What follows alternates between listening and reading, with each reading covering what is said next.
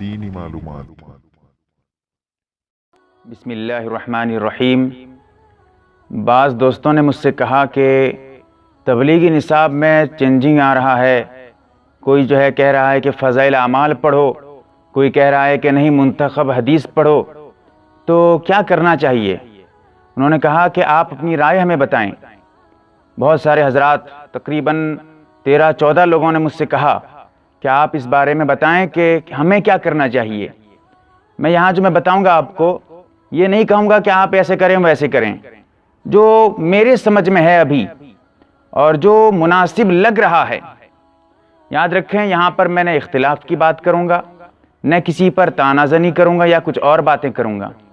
یہاں پر میں صرف ایک اصولی بات آپ کو سمجھانا چاہوں گا کہ آپ جو ہے صحیح بات سمجھ پائیں کہ اصل چیز کیا ہے۔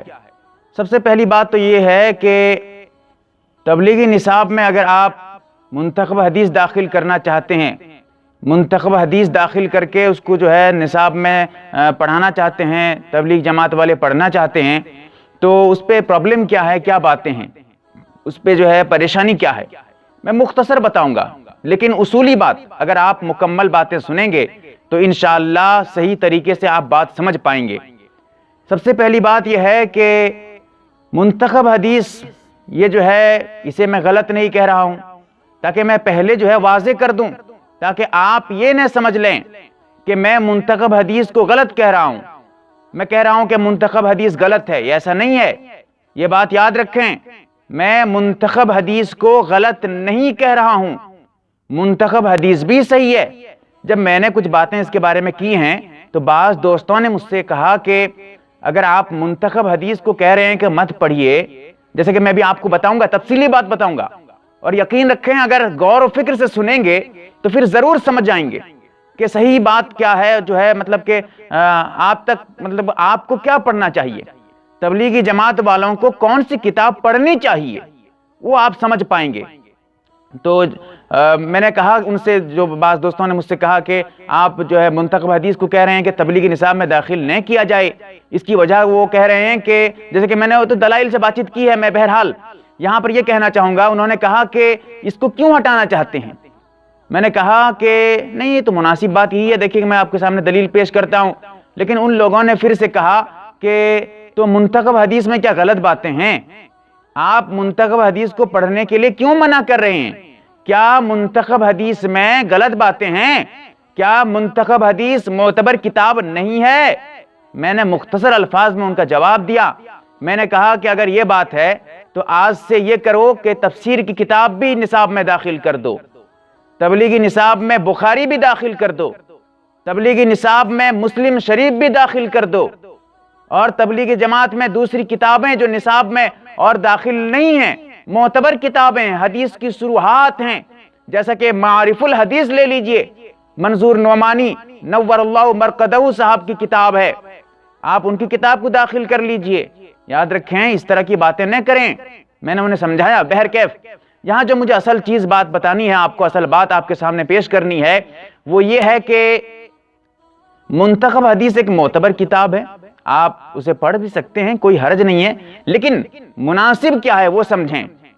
حدیث میں آتا ہے، بخاری شریف میں جلد نمبر 1 صفحہ نمبر 14 پر حدیث موجود ہے، اذا اسد، حدیث کا ایک چھوٹا سا ٹکڑا پیش کر رہا ہوں، اذا اسد الامر الى غیر اہلہ فانتظر الساعہ، کہ جب کام کسی نااہل کے سپرد کر دیا جائے تو قیامت کا انتظار کرو۔ یعنی یہ قیامت کی علامت ہے کہ جو جس کام کا اہل نہیں ہے، جس کام کو کرنے کی اس کے اندر صلاحیت نہیں ہے، اگر وہ کام شروع کر دے تو سمجھو کہ یہ قیامت کی علامت ہے اور یہ قیامت قریب ہے۔ آپ علیہ السلام نے ارشاد فرمایا ہے، بخاری میں حدیث ہے۔ اور اسی طرح ایک حدیث میں آتا ہے، جیسا کہ بہت ساری کتابوں میں، مختصر بات بتاتا ہوں، جیسا کہ حدیث میں ہے کہ ان عبداللہ بن مسعود قال وَيَجِيءُ قَوْمٌ يَقِيسُونَ الْأَمْرَ بِرَائِهِمْ، سنن دارمی میں جلد نمبر 1 صفحہ نمبر 58 پر موجود ہے کہ حضرت عبداللہ بن مسعود کہتے ہیں کہ آخری زمانے میں حضور صلی اللہ علیہ وسلم نے ارشاد فرمایا ہے کہ آخری زمانے میں ایسے حضرات آئیں گے جو اپنی رائے سے، اپنے دماغ سے، اپنی باتوں سے قیاس کرنا شروع کر دیں گے، شریعت کے معاملے میں اپنی رائے کو دخل دینے لگیں گے، ایسے حضرات آخر زمانے میں آئیں گے۔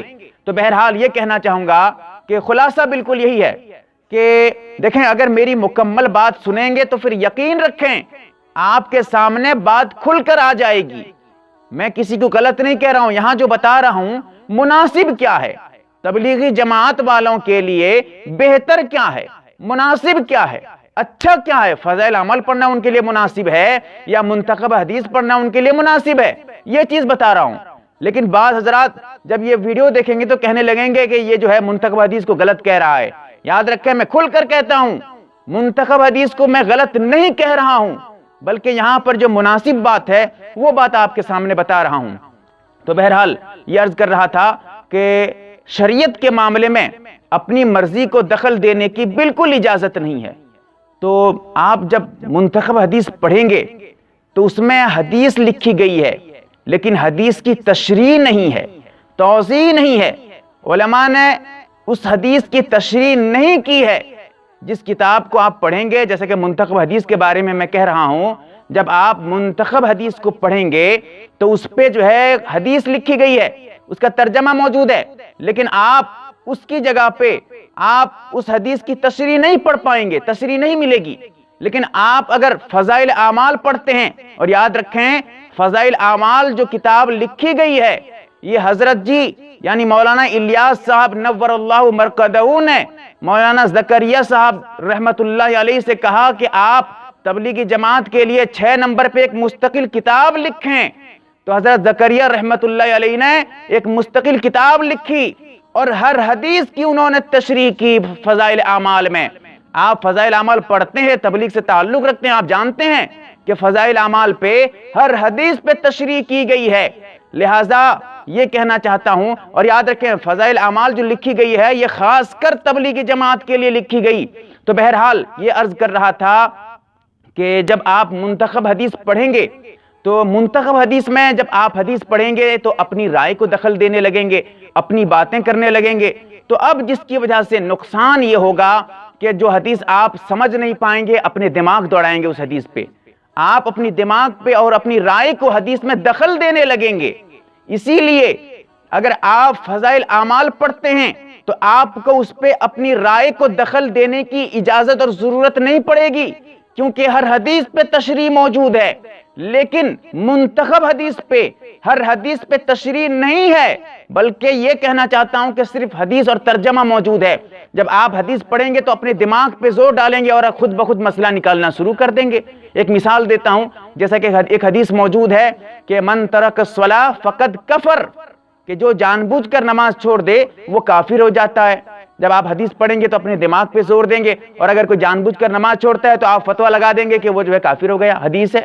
تو یہ جو ہے اپنی رائے کو دخل دے رہے ہیں، بلکہ اس حدیث کا یہ معنی نہیں ہے، اس حدیث کا یہ معنی نہیں ہے کہ نماز چھوڑ دینے سے جان بوجھ کر آدمی کافر ہو جاتا ہے۔ اس حدیث کا یہ مطلب نہیں ہے۔ مطلب اس وقت ہوگا کہ جب علماء اکرام مطلب آپ کو بتائیں گے، آپ سمجھ پائیں گے۔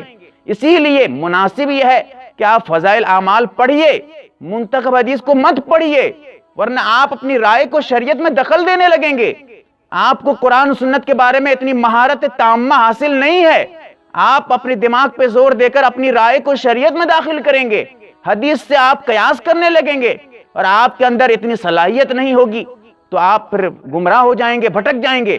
اسی لیے مناسب یہ کہنا چاہتا ہوں، آپ سمجھنے کی کوشش کریں اور یہ سمجھیں کہ فضائل اعمال پڑھنا ہی آپ کے لیے بھلائی ہے، فضائل اعمال پڑھنے میں ہی آپ کے لیے صحیح ہے اور اس میں مناسب آپ کے لیے ہے، کیونکہ فضائل اعمال صرف تبلیغ جماعت کے لیے ہی، خاص کر کے تبلیغ جماعت کے لیے ہی لکھی گئی ہے، اور منتخب حدیث کو داخل کرنا فضائل اعمال کی اہمیت کو کم کر دینا ہو جائے گا۔